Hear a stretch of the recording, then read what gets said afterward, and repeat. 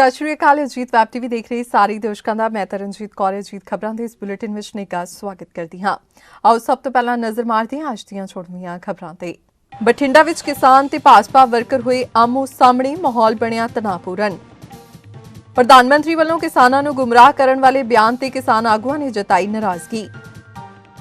ਜਲੰਧਰ ਵਿੱਚ ਕਿਸਾਨਾਂ ਨੇ ਘੇਰਿਆ ਮਨੋਰੰਜਨ ਕਾਲੀਆ ਦਾ ਘਰ, ਪੁਲਿਸ ਨੇ ਕੀਤਾ ਲਾਠੀਚਾਰਜ। ਪ੍ਰਧਾਨ ਮੰਤਰੀ ਵੱਲੋਂ ਅਟਲ ਬਿਹਾਰੀ ਵਾਜਪਾਈ ਨੂੰ ਸ਼ਰਧਾਂਜਲੀ, ਕਿਸਾਨਾਂ ਲਈ ਜਾਰੀ ਕੀਤੇ 18,000 ਕਰੋੜ ਰੁਪਏ। ਤੇ ਸ਼੍ਰੀ ਫਤਿਹਗੜ੍ਹ ਸਾਹਿਬ ਵਿਖੇ ਸ਼ਹੀਦੀ ਜੋੜ ਮੇਲ ਦੀ ਹੋਈ ਆਰੰਭਤਾ। ਤੇ ਹੁਣ ਇਹਨਾਂ ਖਬਰਾਂ ਦਾ ਵਿਸਥਾਰ ਤੇ ਕੁਝ ਅਹਿਮ ਖਬਰਾਂ। ਸਾਬਕਾ ਪ੍ਰਧਾਨ ਮੰਤਰੀ ਅਟਲ ਬਿਹਾਰੀ ਵਾਜਪਾਈ ਦੀ ਬਰਸੀ ਦੇ ਸਬੰਧ ਵਿੱਚ ਭਾਰਤੀ ਜਨਤਾ ਪਾਰਟੀ ਵੱਲੋਂ ਬਠਿੰਡਾ ਦੇ ਅਮਰੀਕ ਸਿੰਘ ਰੋਡ ਤੇ ਕਰਵਾਏ ਜਾਣ ਵਾਲੇ ਸਮਾਗਮ ਮੌਕੇ ਕਿਸਾਨ ਜਥੇਬੰਦੀਆਂ ਅਤੇ ਭਾਜਪਾ ਦੇ ਵਰਕਰ ਆਮੋ ਸਾਹਮਣੇ ਹੋ ਗਏ। ਭਾਜਪਾ ਵੱਲੋਂ ਪ੍ਰਸਤਾਵਿਤ ਇਸ ਪ੍ਰੋਗਰਾਮ ਦਾ ਪਤਾ ਲੱਗਣ ਤੇ ਸਮਾਗਮ ਸ਼ੁਰੂ ਹੋਣ ਤੋਂ ਪਹਿਲਾਂ ਹੀ ਵੱਡੀ ਗਿਣਤੀ ਵਿੱਚ ਕਿਸਾਨ ਜਥੇਬੰਦੀਆਂ ਦੇ ਵਰਕਰ ਇੱਥੇ ਪਹੁੰਚੇ ਤੇ ਦੋਹਾਂ ਧਿਰਾਂ ਵੱਲੋਂ ਆਮੋ ਸਾਹਮਣੇ ਕੀਤੀ ਜਾ ਰਹੀ ਨਾਅਰੇਬਾਜ਼ੀ ਦੌਰਾਨ ਮਾਮਲਾ ਹਿੰਸਕ ਹੋ ਗਿਆ।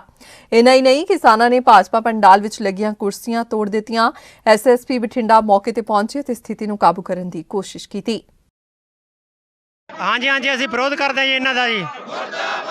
ਅਸੀਂ ਇਹ ਗੁੰਡਾ ਰਾਜ ਨਹੀਂ ਚੱਲਣ ਦੇਵਾਂਗੇ। ਜਿਹੜੇ ਇਹਨਾਂ ਨੇ ਕਾਲੇ ਕਾਨੂੰਨ ਬਣਾਏ ਹੈ ਅਸੀਂ ਇਹ ਰੱਦ ਕਰਾ ਕੇ ਰਹਾਂਗੇ ਨਾ। ਇਹਨਾਂ ਨੂੰ ਅਸੀਂ ਆਪਦੇ ਸ਼ਹਿਰਾਂ 'ਚ ਵੜਨ ਦੇਵਾਂਗੇ ਜੀ।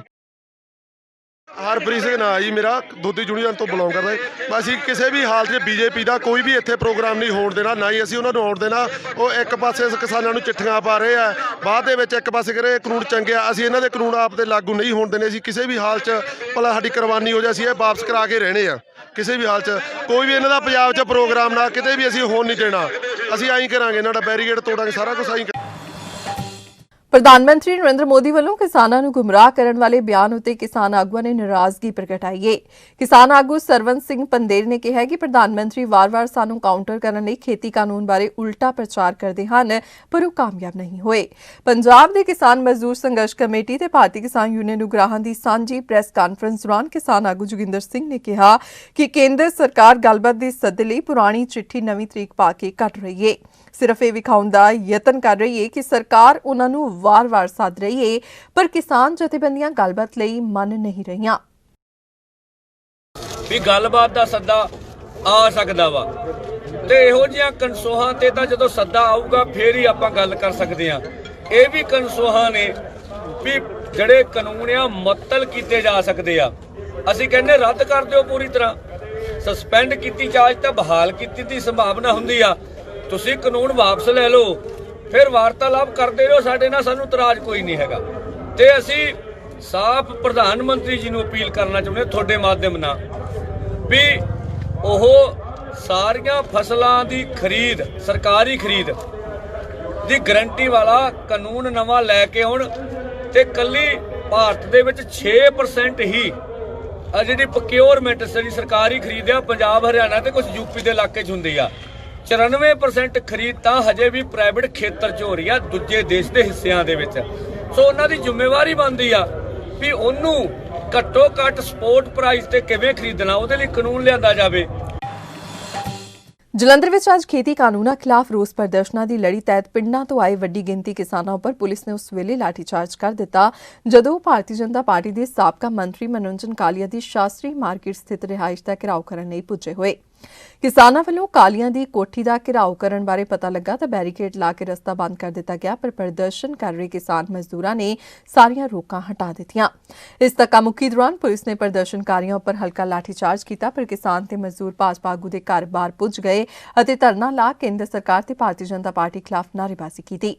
ਧਰਨੇ ਦੀ ਅਗਵਾਈ ਕਰ BKU ਰਾਜੇਵਾਲ ਦੇ ਆਗੂਆਂ ਨੇ ਕਿਹਾ ਕਿ ਜਿੰਨੀ ਦੇਰ ਤੱਕ ਕੇਂਦਰ ਸਰਕਾਰ ਕਿਸਾਨ ਵਿਰੋਧੀ ਕਾਲੇ ਕਾਨੂੰਨ ਰੱਦ ਨਹੀਂ ਕਰਦੀ, ਭਾਜਪਾ ਆਗੂਆਂ ਦਾ ਇਸੇ ਤਰ੍ਹਾਂ ਹੀ ਘਿਰਾਓ ਜਾਰੀ ਰਹੇਗਾ। ਸ਼੍ਰੀ ਪ੍ਰਧਾਨ ਮੰਤਰੀ ਸਾਹਿਬ ਵਾਜਪਾਈ ਦਾ ਜਿਹੜੀ ਸੈਲੀਬ੍ਰੇਸ਼ਨ ਦੇ ਰਿਗਾਰਡਿੰਗ ਕੈਂਟ ਦੇ ਵਿੱਚ ਮਾਡਰਨ ਪੈਲੇਸ ਵਿੱਚ ਰੱਖਿਆ ਹੋਇਆ ਸੀ ਇਹਨਾਂ ਨੇ ਪ੍ਰੋਗਰਾਮ, ਉਹਦੇ ਰਿਕਾਰਡਿੰਗ ਜਿਹੜਾ ਵੱਖ-ਵੱਖ ਕਿਸਾਨ ਯੂਨੀਅਨ ਇਕੱਠੇ ਹੋ ਕੇ ਜਿਹੜੀਆਂ ਆਈਆਂ, ਜਿਸ ਦੇ ਵਿੱਚ ਪਹਿਲੋਂ ਹੀ ADCP ਸਿਟੀ 2 ਸਾਹਿਬ ਸ਼੍ਰੀ ਅਸ਼ਵਨੀ ਕੁਮਾਰ ਦੀ ਨਿਗਰਾਨੀ ਤਹਿਤ ਔਰ ਹੋਰ ਸੀਨੀਅਰ ਅਫਸਰਾਂ ਦੇ ਹੁਕਮ ਦਾ ਫੋਰਸ ਇੱਥੇ ਅਸੀਂ ਤੈਨਾਤ ਕੀਤੀ ਹੋਈ ਸੀਗੀ। ਔਰ ਕਿਸਾਨ ਯੂਨੀਅਨ ਜਿਹੜਾ ਆ ਕੇ ਤੇ ਉਹਨਾਂ ਦਾ ਜਿਹੜਾ ਇਹ ਬੰਦ ਕਰਾਉਣਾ ਚਾਹੁੰਦੀ ਸੀ। ਪਹਿਲੋਂ ਹੀ ਅਸੀਂ ਇਹਨਾਂ ਦਾ ਸਾਰਾ ਸਿਸਟਮ ਜਿਹੜਾ ਮੈਨੇਜ ਕਰ ਦਿੱਤਾ। ਫੰਕਸ਼ਨ ਜਿਹੜਾ ਇਹਨਾਂ ਦਾ ਮੋਸਟਲੀ ਆਲਰੇਡੀ ਹੁਣ ਖਤਮ ਹੋਣ ਵਾਲਾ ਹੈਗਾ। ਸਥਿਤੀ ਪੂਰੀ ਕੰਟਰੋਲ ਹੇਠ ਹੈ। ਕੋਈ ਵੀ ਅਜਿਹੀ ਘਟਨਾ ਨਹੀਂ ਹੋਈ ਵੀ ਕਿਸੇ ਨਾਲ ਕਿਸੇ ਦੀ ਕੋਈ ਧੱਕਾ ਮੁੱਕੀ, ਕੋਈ ਕਿਸੇ ਦੀ ਕੋਈ ਪੱਗ ਲਾਈ ਹੋਵੇ ਜਾਂ ਬੀਜੇਪੀ ਵਰਕਰਾਂ ਨੂੰ ਕੁਛ ਕੀਤਾ ਹੋਵੇ। ਅਜਿਹਾ ਕੋਈ ਵੀ ਇੱਦਾਂ ਦਾ ਅਸੀਂ ਜਿਹੜੀ ਆ ਮੌਕੇ ਦੀ ਜਾਂ ਤਾਂ ਕੋਈ ਕਾਰਵਾਈ ਨਹੀਂ ਹੋਣੀ ਦਿੱਤੀ। ਸਾਰੀ ਸਥਿਤੀ ਜਿਹੜੀ ਆ ਪੀਸਫੁਲ ਆ, ਕਿਸੇ ਕਿਸਮ ਦੀ ਕੋਈ ਲਾਅ ਐਂਡ ਆਰਡਰ ਦੀ ਕੋਈ ਪ੍ਰੋਬਲਮ ਨਹੀਂ ਹੈ। प्रधानमंत्री नरेंद्र मोदी ने आज मरहूम साबका प्रधानमंत्री अटल बिहारी वाजपेयी ਦੀ 96ਵੀਂ ਜयंती ਤੇ ਅਟਲ ਯਾਦਗਾਰ ਵਿੱਚ ਪਹੁੰਚ ਕੇ ਸ਼ਰਧਾਂਜਲੀ ਭੇਂਟ ਕੀਤੀ। ਇਸ ਮੌਕੇ ਮੋਦੀ ਨੇ ਉਹਨਾਂ ਨੂੰ ਯਾਦ ਕਰਦੇ ਹੋਏ ਕਿਹਾ ਕਿ ਅਟਲ ਬਿਹਾਰੀ ਵਾਜਪੇਈ ਦੀਆਂ ਵਿਕਾਸ ਪ੍ਰਤੀ ਬੇਮਿਸਾਲ ਕੋਸ਼ਿਸ਼ਾਂ ਤੇ ਖੁਸ਼ਹਾਲ ਭਾਰਤ ਲਈ ਪਾਏ ਯੋਗਦਾਨ ਨੂੰ ਹਮੇਸ਼ਾ ਯਾਦ ਰੱਖਿਆ ਜਾਵੇਗਾ। ਉੱਥੇ ਹੀ ਦੂਜੇ ਪਾਸੇ ਪ੍ਰਧਾਨ ਮੰਤਰੀ ਨੇ 6 ਰਾਜਾਂ ਦੇ ਕਿਸਾਨਾਂ ਨਾਲ ਗੱਲਬਾਤ ਕੀਤੀ। ਇਸ ਸਮੇਂ ਦੌਰਾਨ ਪ੍ਰਧਾਨ ਮੰਤਰੀ ਨਰਿੰਦਰ ਮੋਦੀ ਨੇ ਦੇਸ਼ ਭਰ ਦੇ 2500 ਚੌਪਾਲਾਂ ਵਿੱਚ ਸ਼ਾਮਲ ਕਿਸਾਨਾਂ ਨੂੰ ਵਰਚੁਅਲ ਤਰੀਕੇ ਨਾਲ ਸੰਬੋਧਨ ਕੀਤਾ ਹੈ। ਪ੍ਰਧਾਨ ਮੰਤਰੀ ने किसान सम्मान निधि योजना तहत 7वीं किश्त के 18,000 करोड़ रुपए जारी किए। किसानों को संबोधन करदਿਆਂ प्रधानमंत्री ने एक बार फिर दोहराया कि खेती कानून किसानों को फायदा देने वाले हैं। साथियों, तर्क और तथ्य के आधार पर हर कसौटी पर हमारे ये निर्णय कसे जा सकते हैं। उसमें कोई कमी है तो उसको इंगित करना चाहिए। लोकतंत्र है, हमें सब प्रकार का भगवान ने ज्ञान दिया ऐसा दावा हमारा नहीं है, लेकिन बात तो हो। इन बातों के बावजूद भी लोकतंत्र में अटूट आस्था और श्रद्धा होने के कारण, किसानों के प्रति हमारा समर्पण होने के कारण हर समय किसानों के हर मुद्दे पर चर्चा के लिए सरकार तैयार है। समाधान के लिए हम खुला मन लेकर के चल रहे हैं। कई दल ऐसे भी हैं जो इन्हीं कृषि सुधारों के पक्ष में रहे हैं। उनके लिखित बयान भी हमने देखे हैं। वो आज अपनी कही बात से ही मुकर गए हैं, उनकी भाषा बदल गई है।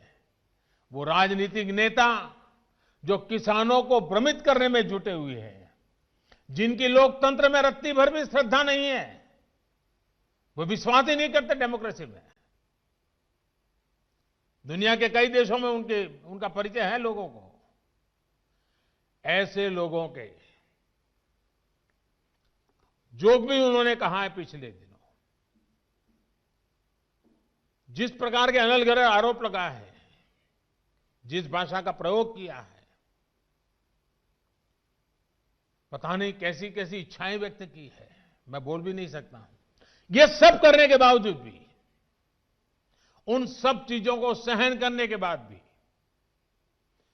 उसको पेट में उतार करके, मन ठंडा रख करके, उन सबको सहन करते हुए मैं आज फिर एक बार नम्रता के साथ उन लोगों को भी जो हमारे घोर विरोध करने पर तुले हुए, उनको भी कहता हूं, मैं नम्रता के साथ कहता हूं, हमारी सरकार किसान हित में उनसे भी बात करने के लिए तैयार है, लेकिन बात मुद्दों पर होगी, तर्क और तथ्यों पर होगी। ਗੁਰਦੁਆਰਾ ਸ਼੍ਰੀ ਜੋਤੀ ਸਰੂਪ ਸ਼੍ਰੀ ਫਤਿਹਗੜ੍ਹ ਸਾਹਿਬ ਵਿਖੇ ਸ਼ਹੀਦੀ ਜੋੜ ਮੇਲ ਦੇ ਸਬੰਧ ਵਿੱਚ ਸ਼੍ਰੀ ਅਖੰਡ ਪਾਠ ਸਾਹਿਬ ਜੀ ਦੀ ਆਰੰਭਤਾ ਹੋਈ। ਇਸ ਮੌਕੇ ਗੁਰਦੁਆਰਾ ਸ਼੍ਰੀ ਫਤਿਹਗੜ੍ਹ ਸਾਹਿਬ ਦੇ ਹੈੱਡ ਗ੍ਰੰਥੀ ਭਾਈ ਹਰਪਾਲ ਸਿੰਘ ਨੇ ਅਰਦਾਸ ਕੀਤੀ। ਇਸ ਮੌਕੇ ਕਈ ਆਗੂ ਤੇ ਪ੍ਰਸ਼ਾਸਨਿਕ ਅਧਿਕਾਰੀ ਮੌਜੂਦ ਰਹੇ। ਉੱਥੇ ਹੀ ਅਕਾਲ ਤਖਤ ਦੇ ਕਾਰਜਕਾਰੀ ਜਥੇਦਾਰ ਗਿਆਨੀ ਹਰਪ੍ਰੀਤ ਸਿੰਘ ਨੇ ਸਿੱਖ ਜਗਤ ਨੂੰ ਅਪੀਲ ਕੀਤੀ ਕਿ 27 ਦਸੰਬਰ ਨੂੰ 15 ਮਿੰਟ ਵਾਸਤੇ ਮੂਲ ਮੰਤਰ ਤੇ ਗੁਰਮੰਤਰ ਦਾ ਪਾਠ ਕੀਤਾ ਜਾਵੇ। ਵੀਡੀਓ ਸੁਨੇਹੇ ਰਾਹੀਂ ਉਹਨਾਂ ਨੇ ਸਮੁੱਚੇ ਸਿੱਖ ਜਗਤ ਨੂੰ ਅਪੀਲ ਕੀਤੀ। ਵਾਹਿਗੁਰੂ ਜੀ ਕਾ ਖਾਲਸਾ, ਵਾਹਿਗੁਰੂ ਜੀ ਕੀ ਫਤਿਹ।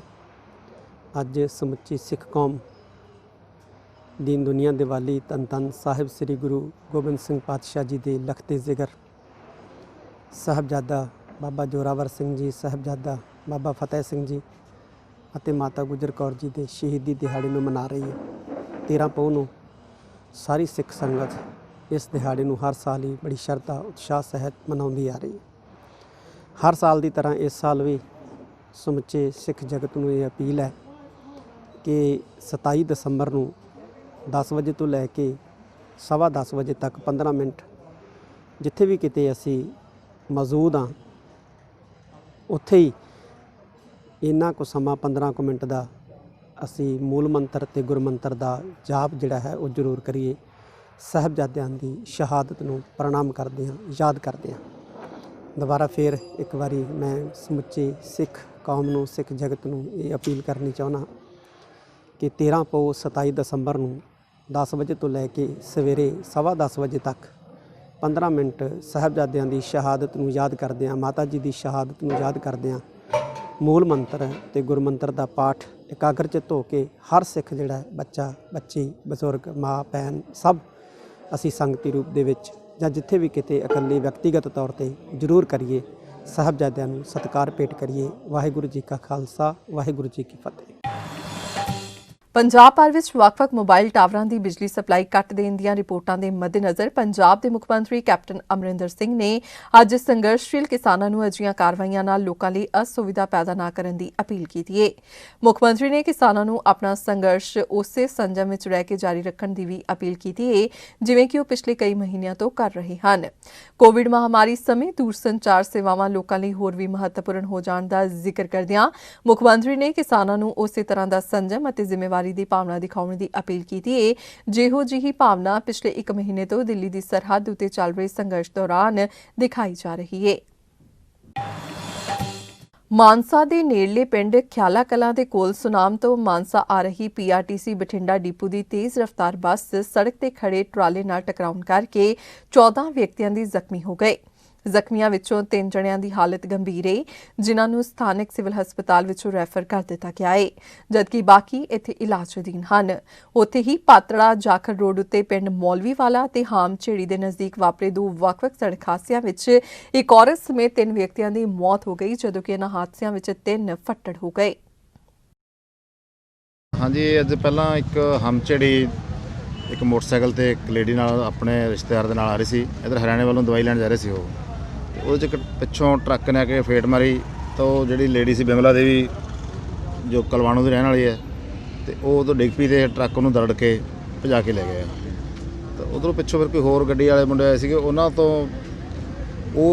ਨੇ ਕਿਸੇ ਦਾ ਮੋਟਰਸਾਈਕਲ ਲੈ ਕੇ ਉੱਥੋਂ ਤੇ ਉਹਦਾ ਪਿੱਛਾ ਕੀਤਾ ਤਾਂ ਅੱਗੇ ਆ ਕੇ ਟਰੱਕ ਜਦੋਂ ਰੋਕਿਆ ਤਾਂ ਉਹ ਵੀ ਟਰੱਕ ਦੀ ਲਪੇਟ 'ਚ ਆ ਗਏ ਦੋਨੇ ਮੁੰਡੇ ਤੇ ਪਿੱਛੋਂ ਇੱਕ ਟਰੱਕ ਹੋਰ ਵਿੱਚ ਵੱਜਿਆ।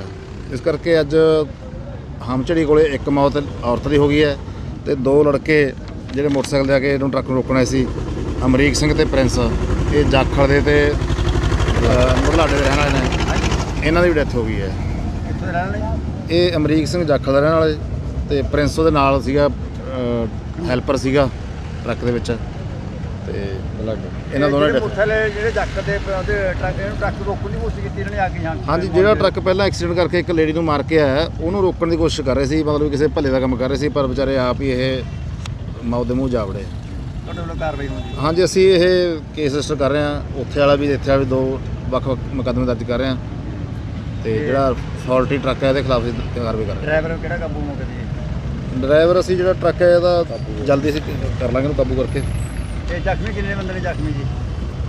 ਜ਼ਖਮੀ ਇਹਦੇ 'ਚ ਜੋ ਪਿੱਛੋਂ ਘੋੜਾ ਵੱਜਾ ਟਰਾਲਾ ਤੇ ਉਹ ਵੀ ਜ਼ਖਮੀ ਨੇ ਜੀ ਤੇ ਪਿੱਛੇ ਮੋਟਰਸਾਈਕਲ ਦੇ ਵੀ ਉੱਥੇ ਵੀ 3-4 ਬੰਦੇ ਜ਼ਖਮੀ ਨੇ ਜੀ ਟੋਟਲੀ। ਉਹਦਾ ਨਾਮ ਪਤਾ ਨਹੀਂ ਉਹਨਾਂ ਦਾ? ਅਸੀਂ ਉੱਥੇ ਹਸਪਤਾਲ ਜਾ ਕੇ ਪਤਾ ਕਰਦੇ ਹਾਂ। ਫਿਲਹਾਲ ਅਸੀਂ ਮੌਕੇ 'ਤੇ ਜਿਹੜੇ ਇੱਥੇ ਡੈਡ ਬੋਡੀਆਂ ਕਢਾ ਕੇ ਉਹਨਾਂ ਹਸਪਤਾਲ ਭੇਜੀਆਂ ਨੇ। ਕ੍ਰਿਸਮਸ ਦਾ ਤਿਉਹਾਰ ਅੱਜ ਪੂਰੇ ਵਿਸ਼ਵ ਭਰ ਵਿੱਚ ਧੂਮਧਾਮ ਨਾਲ ਮਨਾਇਆ ਗਿਆ। ਇਸੇ ਕੜੀ ਵਿੱਚ ਲੁਧਿਆਣਾ ਦੀ ਕੈਲਵਰੀ ਚਰਚ ਵਿੱਚ ਧਾਰਮਿਕ ਸਮਾਗਮ ਕਰਵਾਏ ਗਏ। ਇਸ ਦੌਰਾਨ ਜਿੱਥੇ ਵੱਡੀ ਤਾਦਾਦ ਵਿੱਚ ਸ਼ਰਧਾਲੂ ਚਰਚ ਵਿੱਚ ਜਾ ਕੇ ਅਰਦਾਸ ਵਿੱਚ ਸ਼ਾਮਲ ਹੋਏ, ਉੱਥੇ ਸੁਰੱਖਿਆ ਦੇ ਵੀ ਪੁਖਤਾ ਪ੍ਰਬੰਧ ਕੀਤੇ ਗਏ। ਇਸ ਦੌਰਾਨ ਗਿਰਜਾ ਘਰਾਂ ਦੇ ਵਿੱਚ ਹੋਣ ਵਾਲੀ ਅਰਦਾਸ ਵਿੱਚ ਕਿਸਾਨ ਅੰਦੋਲਨ ਅਤੇ ਕੋਰੋਨਾ ਮਹਾਮਾਰੀ ਦੇ ਖਤਮ ਹੋਣ ਲਈ ਵਿਸ਼ੇਸ਼ ਤੌਰ ਤੇ ਪ੍ਰਾਰਥਨਾ ਕੀਤੀ ਗਈ। ਇਸ ਦੌਰਾਨ ਕੈਲਵਰੀ ਚਰਚ ਦੀ ਪ੍ਰਬੰਧਕ ਕਮੇਟੀ ਦੇ ਸੈਕਟਰੀ ਜੋਇਸ ਵਿਲਸਨ ਨੇ ਕਿਹਾ ਕਿ ਉਹ ਸਮੁੱਚੇ ਵਿਸ਼ਵ ਨੂੰ ਅੱਜ ਈਸਾ ਮਸੀਹ ਦੇ ਜਨਮ ਦਿਵਸ ਨੂੰ ਲੈ ਕੇ ਵਧਾਈ ਦੇਣਾ ਚਾਹੁੰਦੇ ਨੇ। ਉਨ੍ਹਾਂ ਕਿਹਾ ਕਿ ਪੂਰੇ ਦੇਸ਼ ਦਾ ਕਿਸਾਨ ਦਿੱਲੀ ਵਿੱਚ ਆਪਣੀਆਂ ਹੱਕੀ ਮੰਗਾਂ ਦੀ ਲੜਾਈ ਲੜ ਰਿਹਾ ਹੈ। ਉਨ੍ਹਾਂ ਅਪੀਲ ਕੀਤੀ ਕਿ ਕੇਂਦਰ ਸਰਕਾਰ ਕਿਸਾਨਾਂ ਦਾ ਮਸਲਾ ਜਲਦ हल करे। सबसे पहले तो कैलवरी चर्च CNI लुधियाना की तरफ से, उसकी इंतज़ामिया कमेटी की तरफ से हम पूरे संसार को क्रिसमस की शुभकामनाएं देना चाहते हैं और ये हम बताना चाहते हैं कि पिछले करीब 9 महीने से कोरोना महामारी के सबब से हमें बहुत सारे अपने फंक्शंस जो हैं उन्हें मुलतवी करना पड़ा, कैंसिल करना पड़ा। आज की इस साल इबादत में भी हमने बहुत सारे ऐसे अपने प्रोग्राम थे जिन्हें हमने कैंसिल किया है और आज क्रिसमस की मेन इबादत पर हम ख़ास तौर से अपने उन किसान भाइयों के लिए जो अपने हक के लिए इस वक्त जगह जगह पर दिल्ली के बॉर्डर्स पर खड़े हैं, प्रदर्शन कर रहे हैं, हमारी गुजारिश है उन सभी आला अधिकारियों से, केंद्र सरकार से, कि वो उनकी जो जेन्युइन रिक्वेस्ट है उसे स्वीकार करें ताकि देश में अमन और शांति का माहौल बन सके। क्रिसमस का जो मेन संदेश भी है वो भी यही है कि पूरे संसार में जो हमारा उद्धारकर्ता प्रभु यीशु मसीह है वो शांति का राजकुमार बनकर आया था। इस क्रिसमस को दूसरा नाम जो जाना जाता है वो शांति के संदेश से जाना जाता है। हमारी परमेश्वर से भी यही प्रार्थना है कि हमारे देश में, पूरे संसार में अमन और शांति बनी रहे।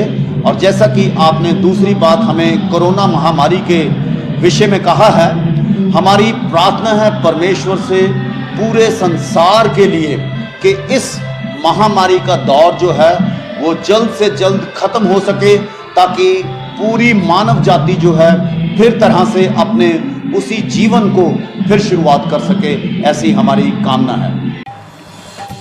ਦਿੱਲੀ ਸਿੱਖ ਗੁਰਦੁਆਰਾ ਪ੍ਰਬੰਧਕ ਕਮੇਟੀ ਦੇ ਪ੍ਰਧਾਨ ਅਤੇ ਸ਼੍ਰੋਮਣੀ ਅਕਾਲੀ ਦਲ ਦੇ ਕੌਮੀ ਬੁਲਾਰੇ ਸਰਦਾਰ ਮਨਜਿੰਦਰ ਸਿੰਘ ਸਿਰਸਾ ਦੀ ਅਗਵਾਈ ਹੇਠ ਅੱਜ ਉੱਤਰਾਖੰਡ ਦੇ ਹਜ਼ਾਰਾਂ ਕਿਸਾਨਾਂ ਨੇ ਬਾਜਪੁਰ ਵਿਖੇ ਉੱਤਰਾਖੰਡ ਯੂਪੀ ਬਾਰਡਰ ਤੇ ਪੁਲਿਸ ਵੱਲੋਂ ਲਗਾਈ ਬੈਰੀਕੇਡਿੰਗ ਤੋੜ ਦਿੱਤੀ ਹੈ ਤੇ ਦਿੱਲੀ ਵੱਲ ਨੂੰ ਚਾਲੇ ਪਾ ਦਿੱਤੇ। ਕਿਸਾਨਾਂ ਨੂੰ ਰੋਕਣ ਲਈ ਉੱਤਰਾਖੰਡ ਪੁਲਿਸ ਦੇ ਮੁਲਾਜ਼ਮ ਵੱਡੀ ਗਿਣਤੀ ਵਿੱਚ ਤਾਇਨਾਤ ਸਨ। ਇਸ ਬਾਰੇ ਜਾਣਕਾਰੀ ਦਿੰਦਿਆਂ ਸਰਦਾਰ ਸਿਰਸਾ ਨੇ ਦੱਸਿਆ ਕਿ ਉਹਨਾਂ ਨੇ ਕੱਲ੍ਹ ਸ਼ਾਮ ਨੂੰ ਹੀ ਉੱਤਰਾਖੰਡ ਦੇ ਉੱਚ ਅਧਿਕਾਰੀਆਂ ਨਾਲ ਮੀਟਿੰਗ ਦੌਰਾਨ ਸਪਸ਼ਟ ਕਰ ਦਿੱਤਾ ਸੀ ਕਿ ਕਿਸਾਨ ਹਰ ਹਾਲਤ ਵਿੱਚ ਦਿੱਲੀ ਜਾਣਗੇ ਅਤੇ ਇਹਨਾਂ ਨੂੰ ਰੋਕਣ ਦੇ ਯਤਨ ਕਦੇ ਵੀ ਸਫਲ ਨਹੀਂ ਹੋਣਗੇ। ਕੇਂਦਰੀ ਗ੍ਰਹਿ ਮੰਤਰੀ ਅਮਿਤ ਸ਼ਾਹ ਨੇ ਇੱਕ ਵਾਰ ਫਿਰ ਕਿਹਾ ਕਿ ਕਿਸਾਨਾਂ ਲਈ ਘੱਟੋ-ਘੱਟ ਸਮਰਥਨ ਮੁੱਲ ਜਾਰੀ ਰਹੇਗਾ।